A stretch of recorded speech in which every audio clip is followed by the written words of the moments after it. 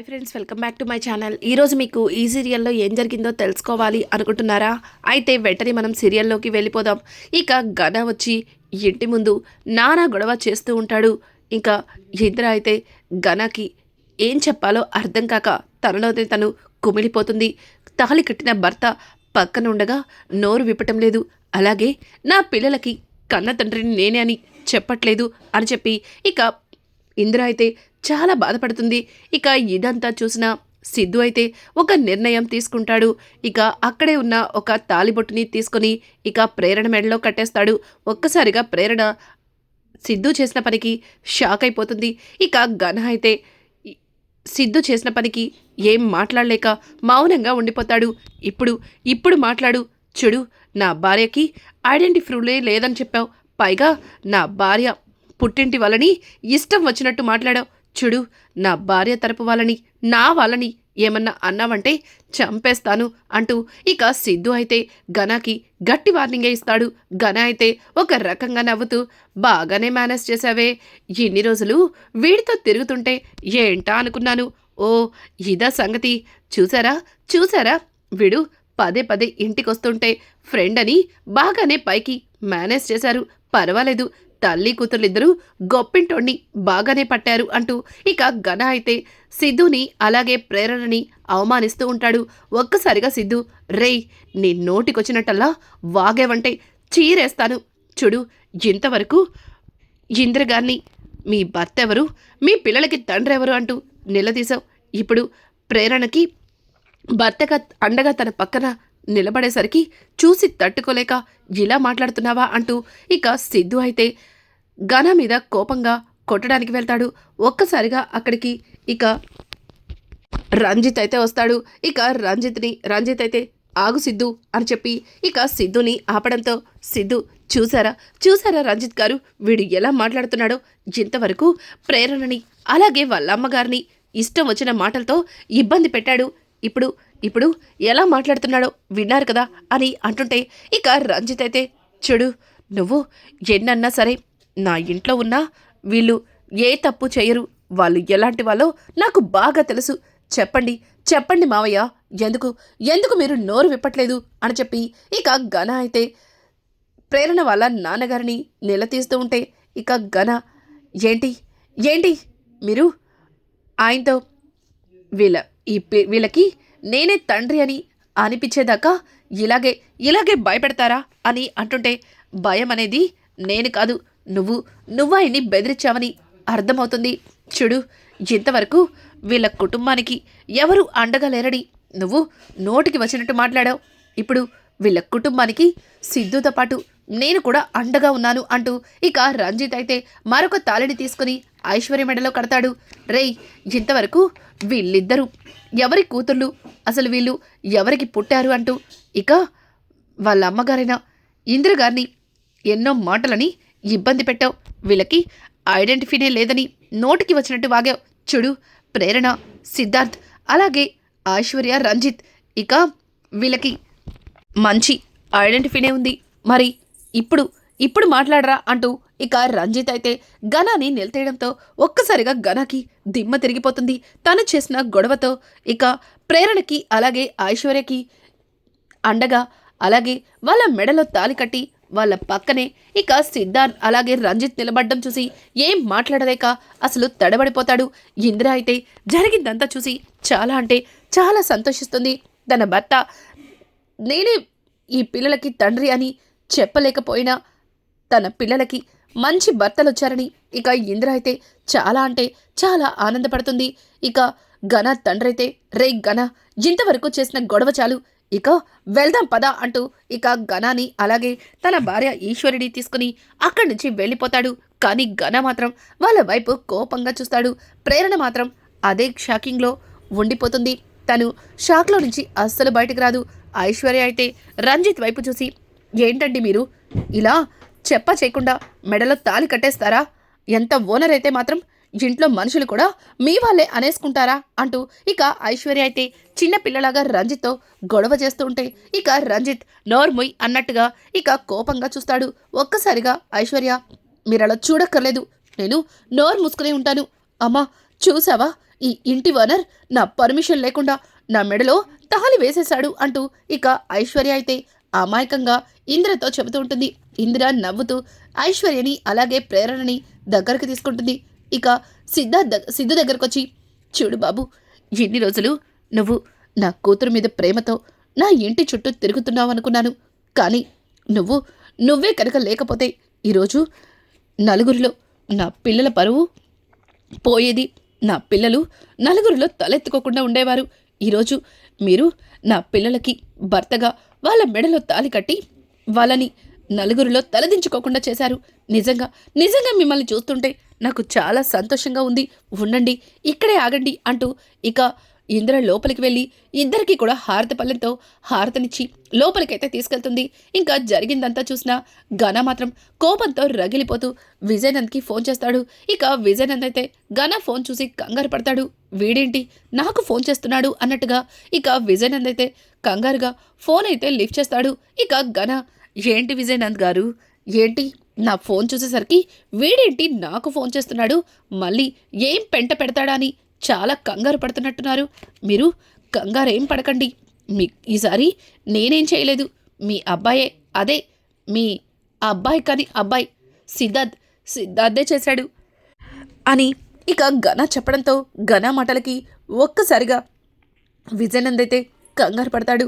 విడు ఏం చేస్తుంటాడు? సిద్ధు అలా నాన్నని చెప్పింది నేనే అన్న నిజాన్ని సిద్ధుకి చెప్పేశాడా? వాడు నేనేం చెప్పలేదు అంటున్నాడంటే వాడి దగ్గరున్న సాక్ష్యాన్ని చూపించాడా? ఏం చేస్తుంటాడు అని చెప్పి ఇక విజయనంద్ అయితే కంగారు పడుతూ, చూడు గదా, నీకు నాకు ఎట్లాంటి పగలు లేవు. అలాగే నువ్వు చెప్పినవన్నీ చేస్తూనే వచ్చాను. కానీ నువ్వు నన్నిలా బ్లాక్మెయిల్ చేయడం ఏం బాగాలేదు అని అంటుంటే, అయ్యో విజయనంద్ గారు, నేనే మిమ్మల్ని బ్లాక్మెయిల్ చేయట్లేదు. మీకు ఒక గుడ్ న్యూస్ చెప్దామని ఫోన్ చేశాను. మీ అబ్బాయి ఇప్పుడే పెళ్లి చేసుకున్నాడు అని చెప్పడంతో ఒక్కసారిగా ఇక విజయనంద్ అయితే షాక్ అయిపోతాడు. ఏంటి, సిద్ధు పెళ్లి చేసుకున్నాడా అని అడగడంతో అప్పుడే లోపల నుంచి బయటికి వస్తున్న మంజుల అయితే, ఎవండి, ఏం మాట్లాడుతున్నారు? సిద్ధు పెళ్లి చేసుకోవడం ఏంటి అని అంటుంటే, ఆగు మంజు, నన్ను మాట్లాడినివ్వు అంటూ ఇక విజయనంద్ అయితే, చెప్పు, సిద్ధు పెళ్లి చేసుకోవడం ఏంటి అని అంటుంటే, అవును విజయనంద్ గారు, మీరు విన్నది నిజమే. మీ అబ్బాయి సిద్ధార్థ్ ఆ ప్రేరణని పెళ్లి చేసుకున్నాడు. ఎవడికి పుట్టిందో తెలియని అట్లాంటి దాన్ని ఎలా పెళ్లి చేసుకున్నాడో నాకు కూడా అర్థం కావట్లేదు. ఇంకాసేపట్లో మీ కోడలతో మీ గుమ్మం ముందుంటారు. ఈ విషయం చెప్పాలని ఫోన్ చేశాను అంటూ ఇక ఘన అయితే కాల్ కట్ చేస్తాడు. ఒక్కసారిగా విజయనంద్ అయితే, మంజు, ఏంటిదంతా? సిద్ధు ఆ ప్రేరణని పెళ్లి చేసుకోవడం ఏంటి అని చెప్పి ఇక విజయనంద్ అయితే మంజులతో చెప్పడంతో ఒక్కసారిగా మంజుల, ఏమంటున్నారండి అసలు? మీరు దేని గురించి మాట్లాడుతున్నారు? మన సిద్ధు ఆ ప్రేరణని పెళ్లి చేసుకోవడం ఏంటి అని అంటుంటే, అవును మంజు, ఇంతవరకు ఏదైతే జరగకూడదని మనం భయపడ్డామో అదే జరిగిపోయింది. ఆ ప్రేరణ మన సిద్ధుని మాయ మాటలు చెప్పి తన వలలో పడేలా చేసుకుంది. ఇప్పుడు మన సిద్ధుని ఏకంగా పెళ్లి చేసేసుకుంది అని చెప్పి ఇక విజయనంద్ అయితే మంజులతో చెప్పడంతో ఒక్కసారిగా మంజుల కోపంతో రగిలిపోతుంది. ఆ ప్రేరణకి ఇంతకు ముందే చెప్పాను నా కొడుకు చుట్టూ తిరగద్దని, కానీ ఏకంగా నా కొడుకునే పెళ్లి చేసుకుందా, చెప్తా అంటూ ఇక మంజుల అయితే గబగబా వెళ్ళి కారులో కూర్చుంటుంది. ఇక విజయనంద్ అయితే, ఇదేంటి మంజు ఇంత కోపంగా వెళ్ళి కారులో కూర్చుంది, ఖచ్చితంగా ఆ ప్రేరణ ఇంటికే అయ్యుంటుంది అంటూ ఇక తను కూడా వెళ్ళి కారులో కూర్చుని, డ్రైవర్ కార్ తీ అంటూ ఇక కార్ని తీయమంటారు. ఇక విజయనంద్ అయితే మంజులతో, మంజు, మనం ఆ ప్రేరణ ఇంటికే కదా అని అంటుంటే, అని ఇక మంజుల కోపంగా మాట్లాడుతుంది. ఇక ఇక్కడ చూస్తే ఇందిర అయితే 2 జంటలకి హారతనిచ్చి లోపలికైతే తీసుకెళ్తుంది. ఇంకా రంజిత్ అయితే, చూడండి, నేను ఐశ్వర్యని పెళ్లి చేసుకోవడం మీకు ఓకే కదా అని చెప్పి ఇక ఇందిరని అడుగుతుంటే, ఇందిర, అదేంటి బాబు అలా మాట్లాడుతున్నావు? నువ్వు నా కూతుర్ని పెళ్లి చేసుకొని తనకి జీవితాన్నిచ్చావు. అలాగే నలుగురిలో నా కూతురు తలదించుకోకుండా కాపాడావు.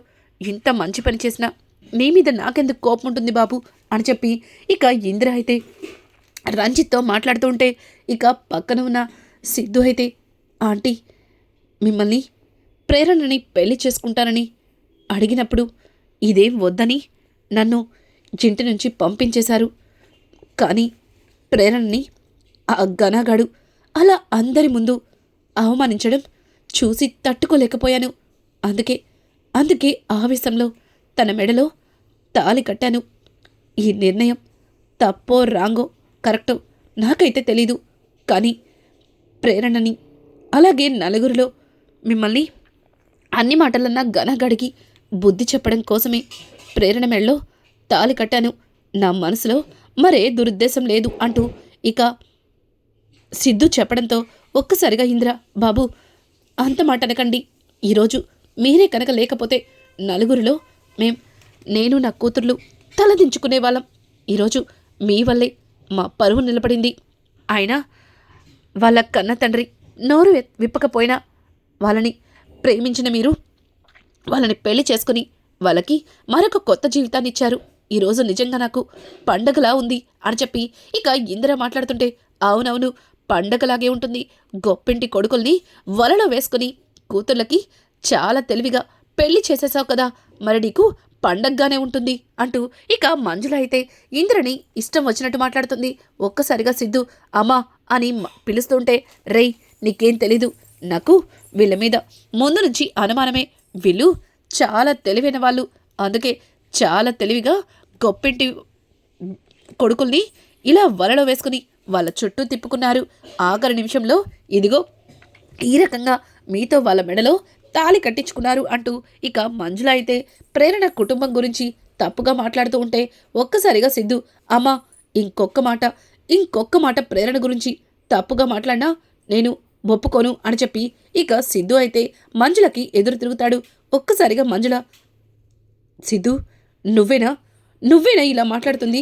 ఈ అమ్మ మాటని జవదాటని నువ్వు నాకు ఎదురు చెప్తున్నావా అంటూ ఇక మంజుల అయితే నిన్న కాక మొన్న పరిచయమైనా దేనికోసం నాకు ఎదురు చెప్తున్నావా అంటూ ఇక మంజుల మాట్లాడుతుంటే విజయనంద్ ముందుకొచ్చి చూడు సిద్ధు నువ్వు తప్పు చేస్తున్నావు అని అంటుంటే చూడండి తప్పు చేస్తుంది నిన్నంటున్నారా?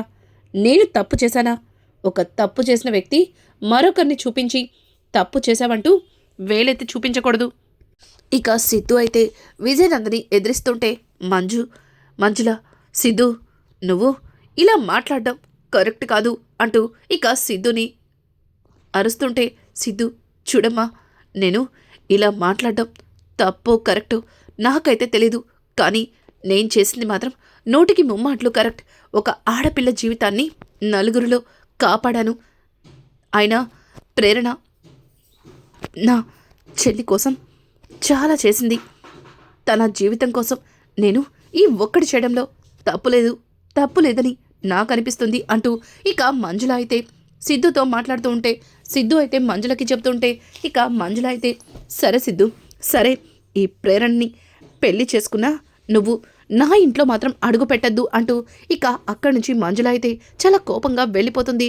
ఇంకా విజయనంద్ అయితే జరిగిందంతా చూసి అమ్మయ్య ఎన్ని రోజులు ఆస్తిలో విడికి ఎక్కడ ఓటా ఇవ్వాల్సి వచ్చిందా అని చాలా భయపడ్డాను.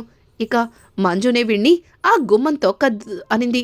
ఇక ఆ ఆస్తి మొత్తం నాదే అని చెప్పి ఇంకా విజయనంద్ అయితే తెగ సంబరపడిపోతాడు. రానున్న ఎపిసోడ్స్లో ఇంకా మంజుల మనసుని ప్రేరణ ఎలా గెలుచుకోపోతుంది, అసలు ప్రేరణ ఈ పెళ్లిని యాక్సెప్ట్ చేయగలుగుతుందా, సిద్ధుని తన భర్తగా అంగీకరిస్తుందా? రానున్న ఎపిసోడ్స్ అయితే మరింత ఇంట్రెస్టింగ్గా మారిపోతున్నాయి. ఈ వీడియో మీకు నచ్చినట్టయితే లైక్ చేసి సబ్స్క్రైబ్ చేసుకోవడం మాత్రం మర్చిపోకండి. Thanks for watching. Hi friends, welcome back to my channel. ఈరోజు మీకు